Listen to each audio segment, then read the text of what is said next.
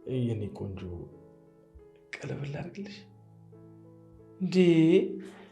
አረ ይሄ የማይሆን ቆይ፣ ሰው ምን እያለ ነው? ትንሿዬ ቀለበት እናድርግ። አንተ ና ቀሚሴን ይዘህ ማለልኝ። ምን ያደረግሽ ነው ማየ? ምን አደረግሽ ይለኛል እንዴ? አንተ ነህ እንጂ ያደረግከው። አንተ ጉደኛ ና በላውን ያዝና ማለልኝ። አረ በፈጠረሽ ማየ፣ ቀሚሱን ይዤ ነው የምልሽ። የቀሚሴ ይገርምሃል እንዴ? መጽሐፍ ቅዱስ እኮ ይዤ አልመጣሁልህ መዋሸት ስለማይቀር እዚሁ ድርቅ ብለህ እንዳትቀር ብዬ። እምቢ ካልክ ንስሐ አባትህን ጠርቼ ጸበል ሲያስረጩህ አይደለም የዚችን ያደረግከውን ሁሉ ስራህን ታውቃል። እውነት ማየ፣ አሁን ግን በጣም ዘና እያደረግሽ ነው።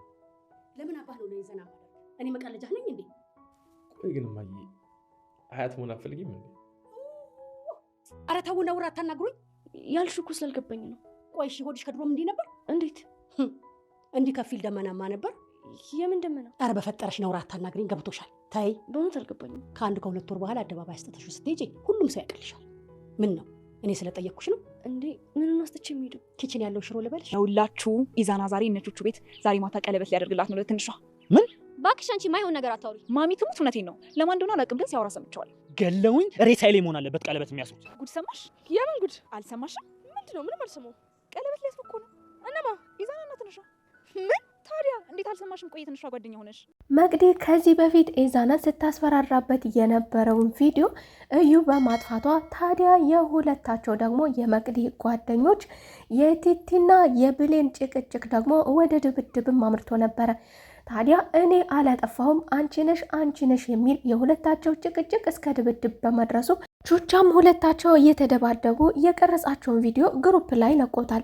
ታዲያ መቅዲ ይህንን ነገር በማየቷና ይህንን የመሰለ ውርደት ሁለታቸው በመካከላቸው ሆነው በመጨቃጨቃቸው ለመቅዲ ጉድሽን እናገርልሻለሁ በማለቷ ብሌን ቲቲ ደግሞ ለመቅዲ እኔ አይደለሁም ራሷ ናት በማለት ከቲቲ ከብሌን ቀድማ በመናገሯ ታዲያ የሁለታቸውን ጭቅጭቅ ከዚህ በፊት የተደባደቡበትንም ጭምር በማየቷ እዚህ ጋር ሆናችሁ ከምትጨቃጨቁ ይህንን ቅሌታችሁን ይልቅ የምታርሙበትን መንገድ አትፈልጉም በማለት መቅዲ የሁለታቸውንም እሷ ናት የሚለውን ጭቅጭቃቸውን ከመቅዲ ክፋት ራሳቸውን ሊያድኑበት ከሚጠሩበት መንገድ ታዲያ እሷ ደግሞ ከዚያ ይልቅ ወጣታችሁ ለምን ለዚህ ነገር መፍትሄ አትፈልጉም ስትል ይህንን ቪዲዮ ማን ሊፖስተው እንደሚችልና ማን ሊቀርጻቸው እንደሚችል ብሌን ስላወቀች ቹቻ ብቻ ስለሆነ ይህንን ነገር የሚያደርገው ታዲያ አሁኑኑ ዋጋውን ልሰጠው ወደ ቹቻ እሄዳለሁ በማለት እየተበሳጨች ወደ ቹቻ ትሄዳለች።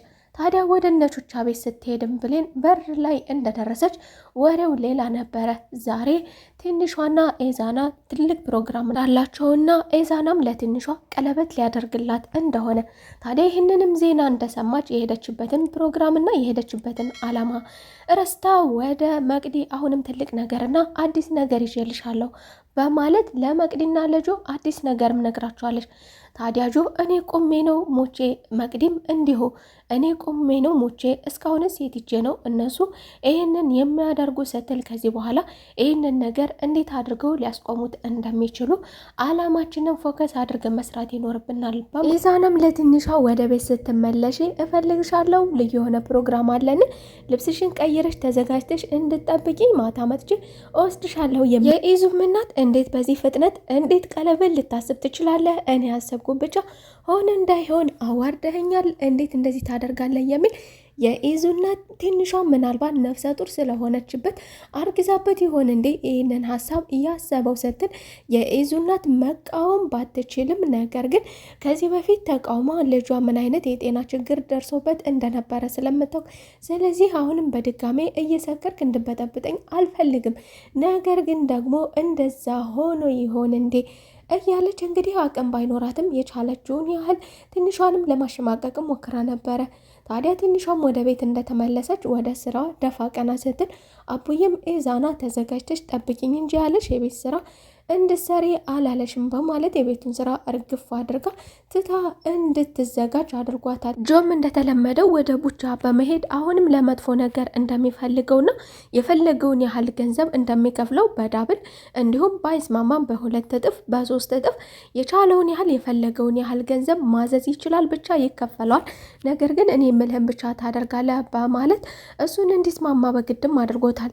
ነገር ግን ቡቻ በዚህ ነገር ላይ አልስማማም ያለ ቢሆንም ቢሆንም ሌላ ቦታም በማንኛውም ሰው ማስደረግ ስለሚችል ነገር ግን ብቻ ይህንን ነገር እኔ ባደርገው ለትንሿም ደህንነት ምናልባት የተሻለ ስለሚሆን በማለት በውድም በግድም እንዲቀላቀልም አድርጎታል። በኢዛናና በትንሿ ቀለበት እየተንገበገበችው እዩ ደግሞ አሁንም ወደ ጓደኛሞቹ በመሄድ እንዴት እኔ ሳልሰማ በማለት በአዲስ ነገር እሷም እንደምትፈለጋቸውም እንዲሁም ለምን ሳይነገረኝ የሚለው መልእክቷን ለኢዛና ማሰመታ እንዲሁም ደግሞ አቤልን በአንድ ነገር መያዝ እንደምትፈልግም ልዑልም እያደረገች ያለችውን ነገር እዩ ከነሱ ጋር ፍጹም የማይገናኝ ነገር ነው።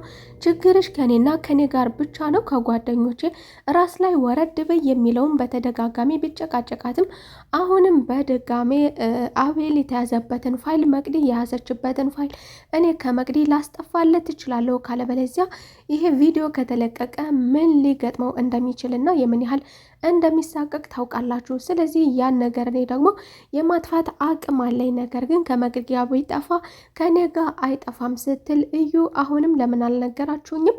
እንዲሁም ደግሞ ለምን እኔ ተፈነጠርኩኝ?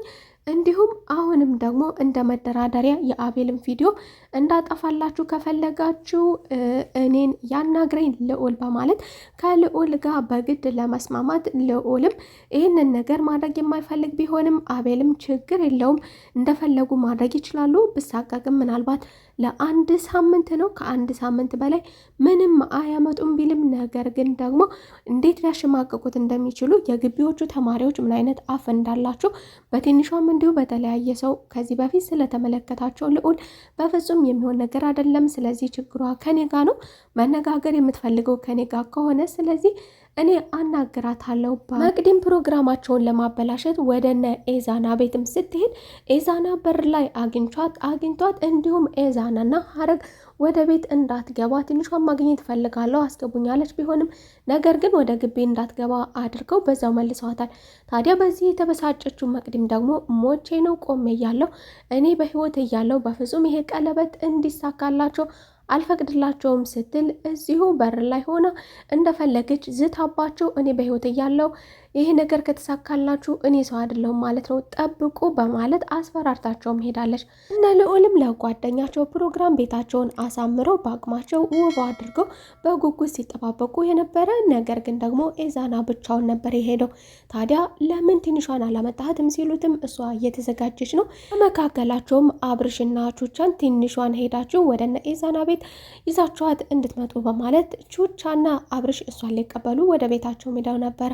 ታዲያ ትንሿም ተዘጋጅታ ከአብዬ ተመረቃ የአባት ምርቃት ተመረቃ ወደ ቀለበት ፕሮግራሟ ለመሄድ ጨራርሳ እየወጣው ነው ስትል የኤዛና እናትም ደስ እያላላት እንደሆነና መጥፎ ስሜት እየተሰማት እንደሆነ መጥፎ ነገር ይፈጠራል የሚል ስጋት አለኝ የሚል ፉገራ ብታቀርብም አብዬ የአባትነት ምርቃትና ሽኝት እንዲሁም በሀረግ የትልቅ እህት አዘገጃጀት ሁኔታ ሁሉም ነገር ተሳክቶላት ወደ ውጭ በደስታ እየወጣች እያለ እንዲሁም ደግሞ አብርሽና ቹቻ በር ላይ ሆነው እየጠበቋት ወደ ውስጥ መግባታቸው ለነሱ አደጋ ሊፈጥርባቸው እንደሚችልና የኤዛና እናት ጥሩ ፊት ስለሌላት ከዚህ በፊት በተደጋጋሚ ሲመለከቷትም ጥሩ ባህሪ ባለመኖሯ ከዚህ በፊት ቹቻም በመጥበሻ እየተደበደበ መሆኑን እናውቃለን። ስለዚህ ከዚህ በፊት በተደጋጋሚ ስለቀመሰ የኤዛና እናት ጥሩ ፊት ባለማሳየቷ ታዲያ ራቅ ብለው ከበር አካባቢ ሆነው እንዲጠብቋትም ተገደዋል። ነገር ግን እየተጠባበቁ እያለ በር ላይ ደግሞ አንድ መኪና ቆሞ ይመለከታሉ። ወደዛ መኪና ትንሿን መጣች ብለው እነሱ ወደ በር ሰፍ ብለው ሲገቡ ትንሿን ተቀብለው አፋፍነው መኪና ውስጥ እያስገባን ነበረ። አብርሽና ቹቻም የቻሉትን ያህል ቢሞክሩም ነገር ግን እነዚህ ወንበዴዎች ደግሞ ጉልበታቸው ትንሿን አፍነው ወስደዋታል። እንግዲህ የዛሬው ፕሮግራም ይህንን ይመስል ነበረ። የትንሿና የኤዛና ሰርግ በዚህ መልኩ የኤዛናና የትንሿ የቀለበት ፕሮግራም በዚህ መልኩ አበላሽተውባቸዋል። የዛሬው ክፍል ይህንን ይመስል ነበረ። እስኪ ቪዲዮን ላይክ ማድረግ አትርሱ። እናንተም ሀሳብ አስተያየታችሁን፣ ግምታችሁን ኮሜንት ስር አስቀምጡልኝ። ቪዲዮን ከየት ሀገር ሆናችሁ እንደምትከታተሉኝ አስቀምጡልኝ። ለቻናሉ አዲስ ከሆናችሁ የደወል ምልክቷን በመጫን ቤተሰብ ይሁኑ። ትንሿን እንዴት አድርገው ከዚህ መንጋ እያድኗት ሲሆን እያልኩኝ መልካም ቆይታ